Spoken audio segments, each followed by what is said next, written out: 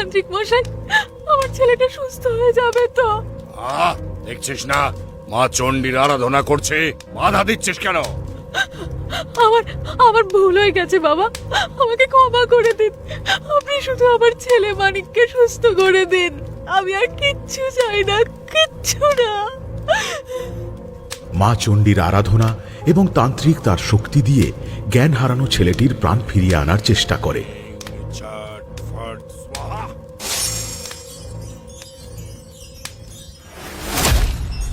মা চণ্ডীর কৃপায় এই ছেলে তার প্রাণ কিছুক্ষণের মধ্যেই ফিরে পাবে, কিন্তু প্রাণ প্রতিষ্ঠা হওয়ার আগে আমাকেও ওর মধ্যে কাল মায়াবীর বীজ প্রতিষ্ঠা করতে হবে, যাতে ও আমার স্বপ্ন সিদ্ধির অস্ত্র হয়ে ওঠে।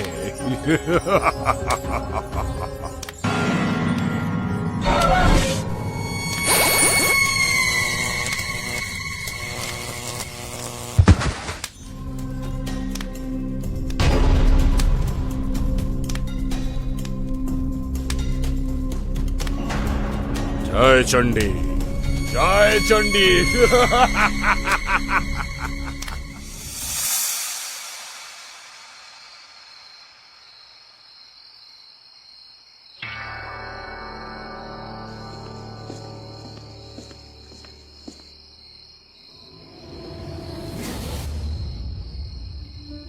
বাহ, কি সুন্দর পূর্ণিমা চাঁদের আলো, চারিদিক ঝলমলিয়ে উঠছে। চলো না একটু নদীর পাড় থেকে ঘুরে আসি। চলো।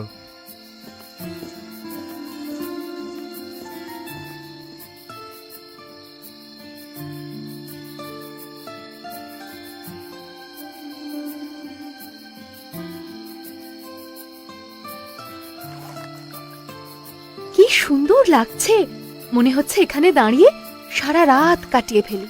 তাহলে তো খুব ভালোই হতো সোনপরি। পূর্ণিমার রাতে চাঁদকে সাক্ষী রেখে বীর ও সোনপরি নিজেদের প্রেম আদান প্রদানে মত্ত হয়ে ওঠে। আর হঠাৎই শোনা যায় এক চিৎকার।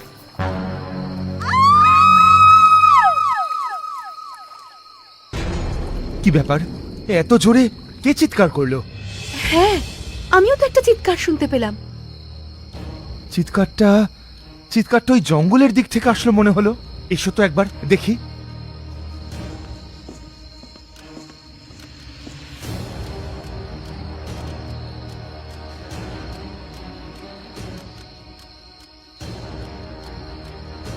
বীর সোনপরীকে নিয়ে জঙ্গলের পথ ধরে যেতে থাকে।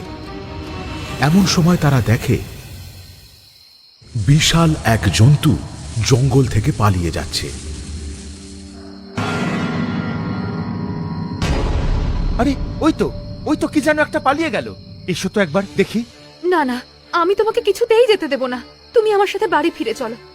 বীর জঙ্গলের ভেতর যেতে চাইলে সোনপরী তাকে বাধা দেয় আর টানতে টানতে বীরকে বাড়ি ফিরিয়ে নিয়ে আসে।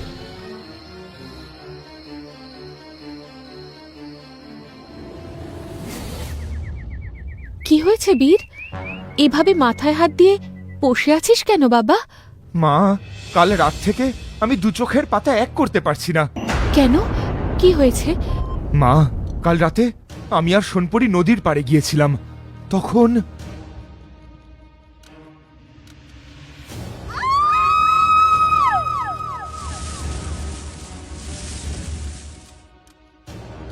বলিস কি?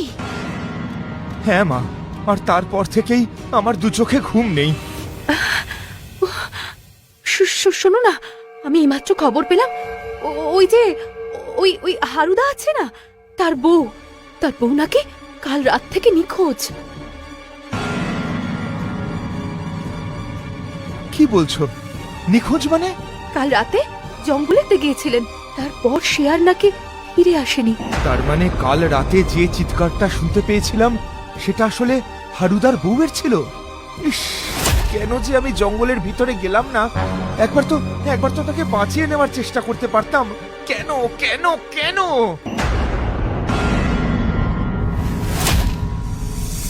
এই ঘটনার পর থেকে বীর নিজের কাছে খুব ছোট হয়ে যায়। নাওয়া খাওয়া সব ভুলে বীর সবসময় সেই একটা বিষয় নিয়ে চিন্তা করতে থাকে। এরই মধ্যে চলে আসে আরেক পূর্ণিমার রাত।